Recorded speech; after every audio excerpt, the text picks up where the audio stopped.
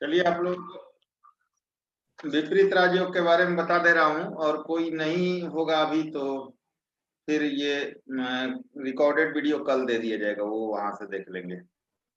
देखिए विपरीत राजयोग कैसे बनता है कुंडली में, आप लोग तो जानते ही होंगे, फिर भी बता देता हूँ। छठे, आठवें और 12वें में ये राजयोग बनता है, यानी कि छठे का मालिक, आठवें का मालिक और 12वें का मालिक, इनमें से किसी का मालिक किसी भी भाव में, त्रिक भाव में बैठे। यानी कि छठे का मालिक मान लीजिए छठे में, आठवें में या 12वें में बैठ गया, या मान लीजिए आठवें का मालिक छठे, आठवें या 12वें में बैठ गया, या 12वें का मालिक छठे, आठवें, 12वें में बैठ गया, तो ये विपरीत राजयोग बनता है। यानी कि त्रिक भाव का स्वामी त्रिक भाव में ही कहीं बैठे, छठे, आठवें, 12वें का स्वामी छठे, आठवें, 12वें में से किसी भी भाव में बैठे, तो ये विपरीत राजयोग बनता है। लेकिन ये विपरीत राजयोग बनने का कंडीशन सबसे पहला ये है कि इसका लग्न मजबूत होना चाहिए। लग्न का मतलब लग्नेश, जो ये लग्नेश है वो स्ट्रॉन्ग होना चाहिए। जैसे कि आप देख रहे हैं चंद्रमा यहाँ 12 डिग्री के हैं, लग्न में बैठे हुए हैं, तो कहने का मतलब ये है कि लग्नेश अगर कमजोर हो जाए, अस्त हो जाए, खास करके वह मृत अवस्था में हो, या छठे, आठवें, 12वें में स्वयं चला जाए, या किसी भी प्रकार नीच की राशि में चला जाए, यानी लग्नेश आपका कमजोर पूरी तरह से हो जाए, तो ये विपरीत राजयोग फलित नहीं होता किसी भी कुंडली में, ध्यान दीजिएगा। अब इसका कारण आप लोग एक प्रैक्टिकल चीज समझ सकते हैं कि मान लीजिए कि आपका शरीर ही जब साथ ना देवे, 77 प्रॉब्लम हो जाए, बहुत सारा रोग हो जाए आपके शरीर में, तो आपके पास बहुत सारे पैसे भी हो तो आप उसका उपभोग नहीं कर सकते। आप किसी अच्छे होटल में खाना नहीं खा सकते, शुगर हो गया तो आप क्या खाइएगा। इसी तरह मान लीजिए आपके लाइफ में बहुत सारी प्रॉब्लम हो, हेल्थ रिलेटेड, या बहुत सारी प्रॉब्लम हो, तो आपके पैसे रह के भी वो किसी काम का नहीं होता। और दूसरा चीज यह है कि जो लग्नेश होता है इस कुंडली का मालिक होता है, तो आप कह सकते हैं कि ये अपने घर का मालिक है। तो जब मालिक ही, मान लीजिए आपके घर में 10 आदमी गए, 10 गेस्ट गए, 5 गेस्ट गए, 4 गेस्ट गए आपके घर में, और आपकी आर्थिक स्थिति उतनी सुदृढ़ नहीं है कि आप लोगों की मदद कर पाए या उनकी आओ भगत अच्छे से कर पाए, तो प्रैक्टिकली इसको समझने वाली बात है। मेरे यहाँ कोई आया और मेरी स्थिति, मान लीजिए हमसे 10 लाख रुपया मांगने आया, चाहे 2000 रुपया ही मांगने आया, और मेरी स्थिति फटेहाली वाली है खुद, तो मैं उसको कहाँ से दे पाऊंगा, या मेरे पास अगर उस तरह का स्ट्रेंथ नहीं है तो उसकी मैं हेल्प कहाँ से कर पाऊंगा। तो स्वाभाविक सी बात है, यही बताता है विपरीत राजयोग। तो सबसे पहला कंडीशन, अगर किसी कुंडली में विपरीत राजयोग बन रहा है तो लग्नेश का पूरी तरह से स्ट्रांग होना जरूरी है। अगर लग्नेश स्ट्रांग नहीं होगा तो किसी भी कीमत पर वो विपरीत राजयोग फलित नहीं होता है। बहुत सारे लोग कहते हैं कि लग्नेश भी चला गया छठे, आठवें, 12वें में एक राशि है, मान लीजिए ये मेष लग्न हुआ, 8 नंबर भाव में एक राशि हो मंगल की, तो लोग बोलते हैं कि छठे, आठवें, 12वें में लग्नेश चला गया तो एक राशि है उसकी, तो विपरीत राजयोग बन गया। लेकिन ऐसा नहीं होता दोस्तों। लग्नेश जब भी त्रिक भाव में जाएगा, चाहे अपने ही राशि में चला जाए, लग्न दोष तो लगता है, क्योंकि जिस राशि, जिस भाव में जिस ग्रह की राशि है उसका फल देने का अधिकार उसी को है। चाहे त्रिकोण का स्वामी हो, एक अगर नेगेटिव भाव में उसकी राशि आ रही हो, तो अब मान लीजिए कि यहाँ पर कन्या लग्न हो और यहाँ पर मकर राशि और यहाँ कुंभ राशि आ रही है, तो त्रिकोण के मालिक होके शनिदेव योग कारक तो है, लेकिन एक मूल त्रिकोण राशि इनके आएगी छठे भाव में। तो जब भी इनकी दशा चलेगी इस भाव का भी फल देंगे अच्छा खासा शनिदेव, क्योंकि इनके अंडर में ये भाव आ रहा है, छठा भाव, रोग ऋण शत्रु का भाव, तो इस भाव का भी फल देने का अधिकार उन्हीं को है। तो कभी भी ऐसा नहीं होता कि लग्नेश चले आए छठे, आठवें, 12वें में तो ये योग बन जाएगा विपरीत राज, ऐसा नहीं होगा। लग्नेश का डिग्री वाइज बली होना जरूरी है, लग्नेश अच्छी स्थिति में होना जरूरी है, नीच का ना हो, अच्छे कंडीशन में हो, और 6, 8, 12 का मालिक 6, 8, 12 में कहीं भी बैठे तो ये विपरीत राजयोग बनता है। अब दूसरा चीज ये है कि विपरीत राजयोग तब ज्यादा प्रभावी हो जाता है जब उस पर नेगेटिव ग्रहों की दृष्टि या युति हो। ध्यान दीजिएगा, जब पाप दृष्ट हो जाए या पाप ग्रहों से युति बन जाए विपरीत राजयोग, तो और ज्यादा प्रभावी होकर और ज्यादा अच्छा फल देता है। और इसका कारण ये है कि ये विपरीत परिस्थितियों में राजयोग का निर्माण करता है। तो जब भी नेगेटिव ग्रह इस पर अपना प्रभाव डालेंगे, इस जो मतलब विपरीत राजयोग बना रहा है ग्रह, तो उसका प्रभाव पूरी तरह से बढ़ जाता है। तो बहुत सारे लोगों का ऐसा कॉन्सेप्ट आप लोगों ने सुना होगा कि कुछ नेगेटिव ग्रह वहां इम्पैक्ट कर रहे हैं तो ये विपरीत राजयोग फलित नहीं होगा क्या, या काम नहीं करेगा। तो भूल जाइए इस चीज को। अगर पाप ग्रहों की दृष्टि या युति बन रही है वहां पर, तो और ज्यादा पाप ग्रह अगर वहां प्रभावी कर रहे हैं विपरीत राजयोग को, तो और ज्यादा प्रभावी रूप से रिजल्ट देता है और बहुत ज्यादा रिजल्ट देता है। अब ये फल कब मिलता है हमें विपरीत राजयोग का? तो जब भी उस ग्रह की दशा चलेगी तब उसको उसका फल आपको मिलेगा। जैसे इस कुंडली में आप बुध को देखिए, बुध आपके 12 नंबर भाव में 3 नंबर राशि में अपने राशि में बैठे हुए हैं। बुध अगर यहाँ भी होते तो विपरीत राजयोग बनता है, यहाँ भी है तो विपरीत राजयोग बन रहा है। अब ये बुध कब रिजल्ट देंगे? क्योंकि चंद्रमा स्ट्रॉन्ग है, अपने राशि में स्वयं के हैं और डिग्री वाइज भी 12 डिग्री के बली है, तो ये विपरीत राजयोग बनेगा। अब बात ये है कि यहाँ पर भी बुध देव जो है वो आपके 25 डिग्री के हैं, तो कमजोर ही लग रहे हैं, लेकिन अब ये फल तो देंगे कुछ हद तक। या मान लीजिए और कंडीशन हम लोग देखेंगे, वर्गोत्तम वगैरह या नवमांश में स्थिति या षडबल पुष्कर नवमांश, ये सब देखेंगे तो उनमें कई कंडीशन बना हुआ तो ये फल भी देने में सक्षम हो जाएंगे पूरी तरह से। लेकिन हम ये डिग्री की बात नहीं कर रहे हैं, और डिग्री लगने के लिए समझ लीजिएगा, अगर ये ग्रह छठे आठवें 12वें का छठे आठवें 12वें में कहीं भी है तो विपरीत राजयोग बन रहा है। अब यहाँ राहु के साथ युति है, तो ये प्रभावी विपरीत राजयोग और ज्यादा हो जाएगा एक पाप ग्रह की युति होने के कारण।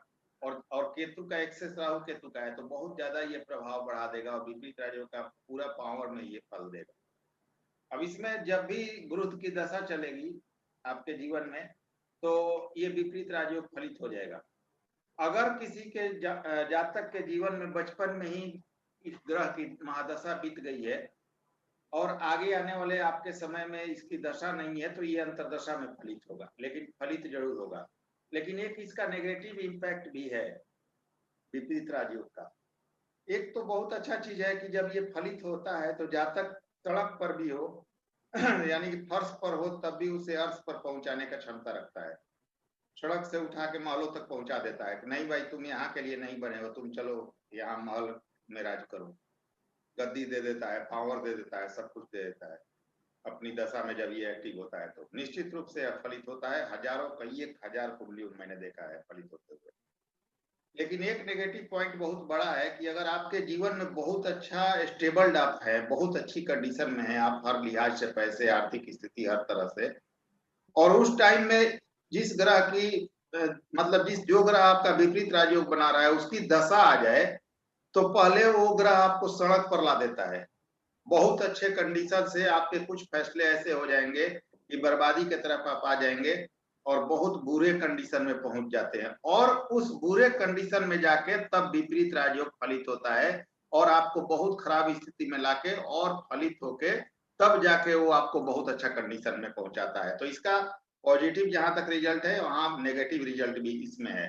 तो इसको आप लोग देख लीजिएगा, इस तरह से देखा जाता है।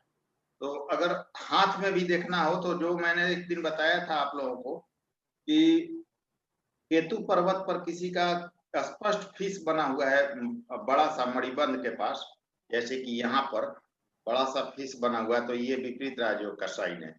हाथ में भी ये बनता है, तो ऐसे बनता है विपरीत राजयोग। कुछ आप लोगों को डाउट हो तो पूछ सकते हैं, पूछिए, कोई दिक्कत हो आप लोगों को। गुरु जी 2 क्वेश्चन है मेरे। बोलिए। ये पहला क्वेश्चन है गुरु जी, अगर ये डिग्री वाइज कम हो या मृत हो, बट सडवल में हम देखें तो सेकंड या थर्ड रैंक हो या 4 से ऊपर हो, तो वो फुली मैं इफेक्टिव होगा वो? बहुत बार आपको प्रेम जी बता चुका हूँ कि सडबल में अगर ग्रह बलवान है तो अपना फल देगा। एक बार नहीं कई बार आपको बता चुका, इसलिए कि गुरु जी सडबल में फुली इफेक्टिव है हाँ या पूरा मतलब? देता है फल। उसका कारण ये है कि सडबल में 6 प्रकार के बल उसे प्राप्त होते हैं। आगे सडबल के बारे में भी आप लोगों को बताऊंगा। तो अपना फल देने में पूरी तरह सक्षम होता है। डिग्री अगर कम हो लेकिन सडबल में बलवान हो तो देर करके रिजल्ट देता है, लेकिन रिजल्ट पूरा देता है। ठीक है, तो जी सडबल में 6 प्रकार के बल होते हैं, सबसे ज्यादा पावर सडबल ही बताता है ग्रह का। और बोलिए, और एक प्रश्न बोलिए अपना।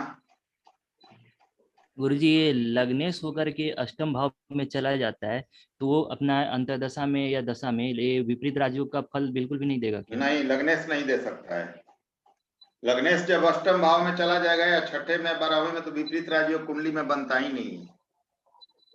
सीधा सीधी कॉन्सेप्ट समझ वो लीजिए, ये लग्नेश अपने राशि में भी चला जाए तब भी नहीं बनेगा। ठीक है गुरुजी। क्योंकि लग्नेश, जैसा कि मैंने आप लोगों को अच्छे से एक्सप्लेन किया कि लग्नेश कुंडली का होल सोल होता है। जब वही कमजोर हो गया तो फिर आपके विपरीत राज्यों का कोई परिणाम मिलने की संभावना ही नहीं है। क्योंकि जो जिस राशि में वो गया है, मान लीजिए अपने ही राशि हो, तो उस भाव का भी वह फल देने में सक्षम होता है। और जब भी त्रिक भाव में लग्नेश जाएगा, चाहे स्वयं की राशि में हो, वह लग्न दोष का निर्माण करता है और अपने आप में वह लग्नेश कमजोर हो जाएगा। अब वो रिजल्ट दे सकता है, हो सकता है कि अच्छा अपने मित्र राशि में हो, षडबल में अच्छा हो, अष्टक वर्ग में अच्छे बिंदु के साथ हो, षोडश वर्गों में अच्छी कंडीशन में हो, नवमांश में अच्छा हो, वर्गोत्तम हो, सभी स्थितियां अच्छी हो, तो हो सकता है मित्र राशि में हो। तो आपके जीवन में लग्नेश की दशा चलेगी तो आपको स्ट्रगल करके लाभ मिल भी जाएगा, लेकिन विपरीत राजयोग फलित नहीं होगा वहां पर। ठीक है, जी गुरुजी ठीक है। और बताइए आपकी और किसी का कोई प्रश्न? बीना जी, अशोक जी, कोई दिक्कत? गुरुजी अगर त्रिकोण का की दशा में अगर विपरीत राजयोग में जो बन रहा है, जैसे यहाँ बुध है, उसकी अंतर दशा आएगी तो वो कैसा होगा? त्रिकोण की दशा में अगर यहाँ और मान जैसे लीजिए, यहाँ है गुरु मान की लीजिए, महादशा में बुध की मान अंतर, लीजिए गुरु की दशा में बुध आए तो हाँ हाँ, हाँ, तो देख लीजिए वो कैसा रिजल्ट देगा? ये देखिए, ये इस चीज को समझ लीजिएगा कि जब भी ये दशा चलेगी, आप लोगों को शायद मैं ये चीज बता चुका हूँ, दशा का फल कैसे निर्धारित करते हैं ग्रहों के अनुसार। देखिए, जब एक त्रिक भाव के ग्रह की दशा चलेगी और दूसरे त्रिक भाव के ग्रह की अंतरदशा चलेगी, तो ये दोनों ये भाव एक्टिव कर देंगे, इस भाव को एक्टिव करेंगे। ये छठा भाव एक्टिव हो जाएगा और ये 12वां भाव एक्टिव हो जाएगा और उस हाल में नेगेटिव रिजल्ट मिलेगा। लेकिन वही अगर गुरु की दशा चले और किसी अच्छे केंद्र त्रिकोण के स्वामी की अंतरदशा आ जाए, जैसे गुरु में यहाँ मंगल आ जाए, तो ये भाव एक्टिव करेंगे और ये भाव एक्टिव करेंगे, ये गुरु आपके। कहने का मतलब समझिए, यहाँ नहीं, मेरा कॉन्सेप्ट समझ लीजिए, आपको समझ में आ जाएगा। अगर त्रिक भाव के स्वामी में, त्रिक भाव के अगर एक भाव उसकी त्रिक भाव में है, चाहे त्रिकोण का ही स्वामी क्यों ना हो, उसमें अगर त्रिक भाव के स्वामी की अंतरदशा आएगी तो त्रिक भाव का ही फल मिलता है। अब बोलिए। लेकिन यहाँ तो भाग्येश भी है ना, तो उसका कोई असर नहीं होगा? अरे भाई, भाग्येश है तो उसका असर होगा। अब ये तो अपना फल देंगे, अपने ये फल देंगे गुरु अपने मित्र जो इनके अच्छे ग्रह हैं, कुंडली के योग कारक, उसमें अच्छा फल देंगे। जैसे मैंने अभी बोला ना कि मंगल की अंतर्दशा आएगी इनके साथ, तो इस भाव को और इस भाव को एक्टिव करेंगे, तब अच्छा होगा। वैसे हाँ, रिजल्ट मिलेगा। लेकिन नियम ऐसा है ना, देखने का कुंडली आपका कैसे रिजल्ट मिलेगा, कोई ग्रह अपनी दशा में देगा, तो नियम ये है कि जब भी त्रिक भाव के महादशा की स्वामी चलेगी और उसी में त्रिक भाव का स्वामी का कहीं अंतरदशा आ गया, तो दोनों ही मिलकर त्रिक भाव को एक्टिवेट करते हैं। और जब भी त्रिकोण के स्वामी की दशा चलेगी, मान लीजिए इसी गुरु की बात करें, अगर हमने बुध की बात की तो यहाँ नेगेटिव पता चल रहा है, लेकिन यही गुरु की दशा चले और साथ में एक अच्छे ग्रह की अंतर्दशा चले, जैसे चंद्रमा की चले, मंगल की चले, तो क्या होगा? चंद्रमा की चलेगी तो ये भाव एक्टिव कर देंगे, गुरु के साथ मंगल चलेंगे तो ये भाव और ये भाव एक्टिव हो जाएगा। वही गुरु के साथ अगर नेगेटिव ग्रह की दशा चलेगी तो स्वाभाविक रूप से शनि की दशा चलेगी, तो नौ आपके शनि की दशा चलेगी तो आपके छठे भाव को और 8वें भाव को एक्टिव कर देंगे दोनों मिलकर। ऐसे होता है। शायद मैंने आप लोगों को बताया भी है ये चीज।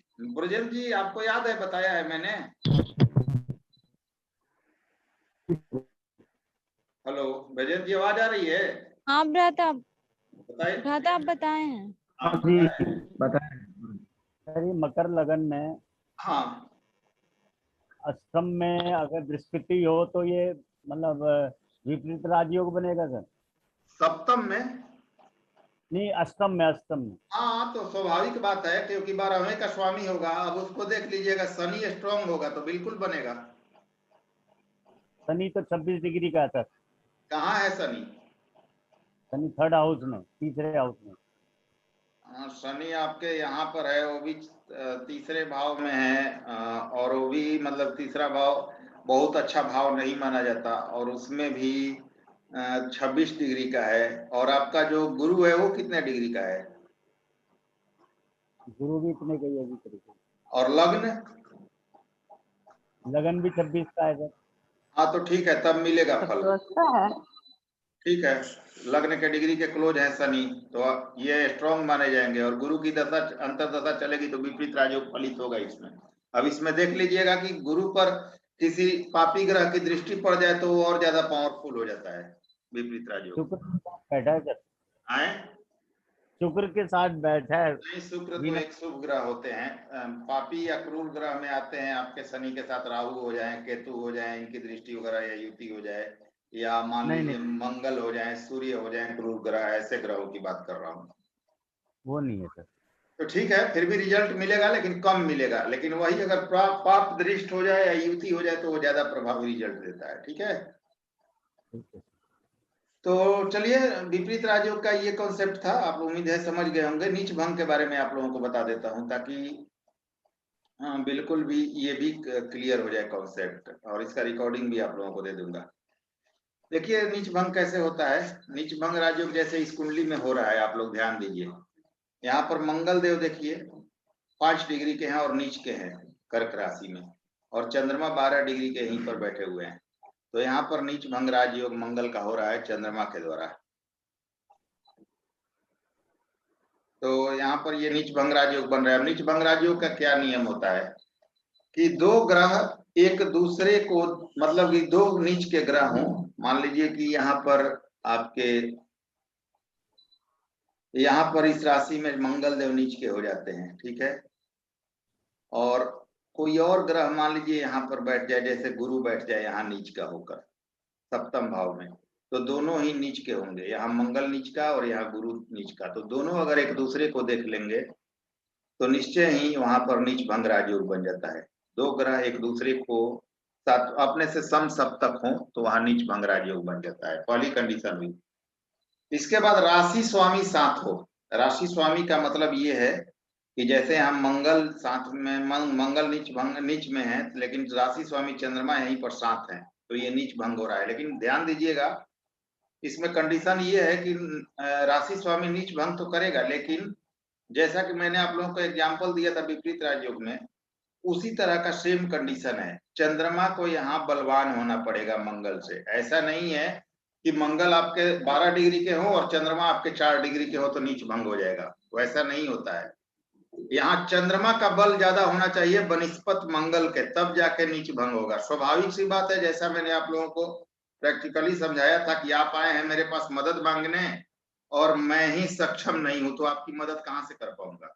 तो राशि स्वामी या घर का स्वामी जब अगर स्ट्रेंथ में होगा, मजबूत होगा, तभी किसी आगंतुक की सेवा भगत कर सकता है या उसका मदद कर सकता है। तो ये इसके राशि में आके नीच के हुए हैं, लेकिन जब ये राशि स्वामी ही अपनी अच्छी कंडीशन में नहीं होगा, मजबूत नहीं होगा, तो इसका नीच भंग नहीं कर सकता है।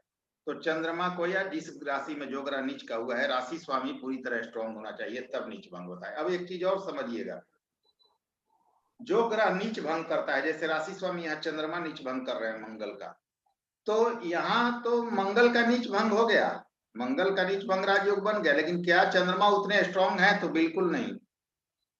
मेरे पास 10 लाख रुपए है, कोई आप हमसे मदद मांगने आए हैं तो 5 लाख रुपया मैंने आपको दे दिया, 5 लाख रुपए मांगने आए तो 5 लाख मेरा डैमेज हो गया। तो उस स्थिति में ये चंद्रमा का बल भी कमजोर हो गया। चंद्रमा भी जितने पावरफुल यहाँ दिख रहे थे नीच भंग करने के बाद, उतने पावरफुल अब नहीं है। इनकी दशा अंतर्दशा चलेगी तो उतने पावर में ये अब रिजल्ट नहीं दे पाएंगे, इनका भी बल यहाँ पर कम हो गया नीच भंग होने के कारण। तो इस चीज को भी आप लोगों को देखना पड़ेगा। अब आपने बहुत बड़ा प्रेडिक्शन कर दिया और वो जातक के साथ फलित ही नहीं होगा, देर से होगा। जो आपने 2 साल में किया है वो 4 साल में 6 साल में होगा। तो ऐसा होता है, अगर नीच भंग कोई ग्रह कर रहा है तो उसका भी बल छीन होता है। इसके बाद राशि स्वामी की दृष्टि पड़ जाए, मान लीजिए कोई ग्रह यहाँ नीच का हुआ है और राशि स्वामी कहीं से भी किसी भाव से उस भाव को देख रहा है, अब मान लीजिए इस भाव को देख रहा है कहीं से भी, मान लीजिए यहीं पर होते, चंद्रमा यहाँ होते लग्नेश और मंगल यहाँ नीच के होते और इनकी दृष्टि पड़ रही होती इस भाव पर, और ये मजबूत होते, तो निश्चय ही यहाँ फिर भी नीच भंग राजयोग बन जाएगा। क्यों? क्योंकि अगर मैं अपने घर पर नजर रख रहा हूं तो कोई मेरे घर को खराब नहीं कर सकता है, तोड़ फोड़ नहीं कर सकता है। तो चंद्रमा जब भी इस भाव को देखते हैं, यानी राशि स्वामी अपने राशि को देखेगा और वहां कोई ग्रह नीच का हुआ है और राशि स्वामी स्ट्रॉन्ग पोजीशन में है, तो निश्चित रूप से नीच भंग राजयोग बनता है। इसके बाद जिस राशि में कोई ग्रह नीच का हो, उसके राशि स्वामी के साथ स्थान परिवर्तन हो जाए। मान लीजिए कि कोई ग्रह नीच का हुआ है किसी राशि में और राशि स्वामी के साथ, उसी राशि स्वामी के साथ उसका स्थान परिवर्तन हो जाए, यानी कि राशि परिवर्तन हो जाए, तब भी यह नीच भंग राजयोग बन जाता है। और एक कंडीशन शास्त्रों में वर्णित है कि कोई नीच का ग्रह हो और चंद्रमा से केंद्र या त्रिकोण में हो, तब भी यह मतलब कि नीच भंग राजयोग बनता है। लेकिन 110% ये प्रैक्टिकली लागू नहीं होता। कभी भी किसी कुंडली पर उठाकर देख लीजिएगा, ये कभी भी लागू नहीं होता, ये प्रैक्टिकली कभी लागू नहीं होगा। ये केवल शास्त्रों में लिखा है, ऐसा लागू कभी नहीं होता है। तो शास्त्रों में ये तो वर्णित है कि जिस ग्रह में नीच का कोई राशि स्वामी हो और केंद्र त्रिकोण में हो, मतलब कि चंद्रमा से तो हो जाएगा, लेकिन इसको गलत मानिएगा आप लोग और इसको मान के कभी प्रेडिक्शन मत करिएगा। अब देखिए एक चीज और आता है कि नवमांश कुंड, मान लीजिए यहाँ पर मंगल नीच के हों, लेकिन नवमांश कुंडली में 10 नंबर राशि में उच्च के जाके हो गए हैं, मान लेते हैं। क्योंकि बहुत सारे लोग कहते हैं कि नवमांश कुंडली में कोई ग्रह उच्च का हो गया है और लग्न कुंडली में नीच का है तो नीच भंग बन गया, लेकिन ऐसा नहीं होता। उसके नीचता में 40% तक कमी आती है, यानी कि वो 40% पॉजिटिव होता है, उसके नीचता 40% तक कम हो जाती है नवमांश में अगर उच्च का है, लेकिन कभी भी उच्च का नहीं, मतलब कि जाके नवमांश में उच्च का हो जाए तो उच्च का रिजल्ट कभी नहीं देगा। इस चीज को आप लोग हमेशा समझ लीजिए। और दो ग्रह, नीच के ग्रह एक दूसरे को देखेंगे तभी यह योग बनता है। तो ये स्थिति है नीच भंग की। और आप लोग पूछिए, कुछ आप लोगों को जानना हो तो। सर ये दोनों, जैसे ये योग इसमें लग्न कुंडली में ही देखे जाते हैं कि चलित में भी देखे जाते हैं? चलित कुंडली में भी देख सकते हैं, लेकिन चलित कुंडली में राशियां बिल्कुल चेंज नहीं होनी चाहिए, ठीक है। अच्छा, अब ये नहीं होना तो चाहिए। फिर फल किस हिसाब से? हाँ, फल इसको तो आपको फल लग्न कुंडली के ही हिसाब से फल देखना है, लेकिन चलित में अगर राशि कोई बदल रही है तो चलित के हिसाब से देखना है। अच्छा, कभी भी दशा अंतरदशा में कोई ग्रह अपने दशा अंतरदशा में चलित का फल देता है, ना कि लग्न कुंडली का। अब इसमें एक चीज और है कि इनका फल आपको कब मिलेगा, तो जब भी इनकी महादशा या अंतरदशा चलेगी तभी यह फल देंगे, और अन्य टाइम में यह नीच भंग का फल पूर्णतः नहीं देते हैं। अब एक चीज और है कि जिस नीच भंग करने वाला नीच के ग्रह का नैसर्गिक शत्रु हो, ध्यान दीजिएगा, नीच भंग करने वाला कोई ग्रह, नीच भंग जिसका हो रहा है और जो कर रहा है, तो करने वाला अगर उसका नैसर्गिक शत्रु हो, जैसे यहाँ तो शत्रु नहीं है लेकिन कोई नैसर्गिक किसी शत्रु के द्वारा नीच भंग हो रहा हो, तो वो नीच भंग राजयोग बहुत ज्यादा प्रभावी होता है और बहुत अच्छा फल देता है और ज्यादा इंटेंसिटी से या ज्यादा पावर से वह फल देता है। अब एक चीज और समझना होगा कि दो ग्रहों की दृष्टि, अगर दो शुभ ग्रहों की दृष्टि पड़ जाए यहाँ पर, मान लीजिए कि यहाँ नीच भंग नहीं हो रहा हो, लेकिन दो शुभ ग्रह अगर इसको या मित्र ग्रह देख लेते मंगल को, तो इनके ग्रह मित्र कौन से हैं? सूर्य हैं, गुरु हैं। तो मान लीजिए दो शुभ ग्रहों की दृष्टि यहाँ पर पड़ जाए तो मित्रों का सपोर्ट उसे मिल जाता है, तो उस स्थिति में भी नीचता में कमी आती है। नीच भंग नहीं होता लेकिन नीचता में कमी आती है। तो ये चीज भी आप लोगों को देख लेना है। इसके बाद ये भी देखना है कि ये अगर नीच भंग हो रहा है तो किस भाव में हो रहा है, क्योंकि भाव बल भी मिलता है नीच के ग्रह को। केंद्र में हो रहा है, त्रिकोण में हो रहा है, अष्टम में हो रहा है, छठे में हो रहा है, तृतीय में हो रहा है, दूसरे में हो रहा है, 12वें में हो रहा है, कहाँ हो रहा है। अगर अच्छे भाव में केंद्र त्रिकोण में नीच का कोई ग्रह हो रहा है तो उसे भाव बल भी प्राप्त होता है। तो उस स्थिति में नीच का तो रहेगा, लेकिन नीच का होकर भी उतना नेगेटिव नहीं होगा जितना हम सोच सकते हैं। तो ये चीज भी आप लोगों को देख लेना है। तो और बोलिए, कोई दिक्कत हो आप लोगों को तो? बीना जी, कोई दिक्कत? नहीं सर। अशोक जी क्लियर है? जी सर, जी सर। आप लोग बोलिए, प्रियंका जी, विजन जी। क्लियर है।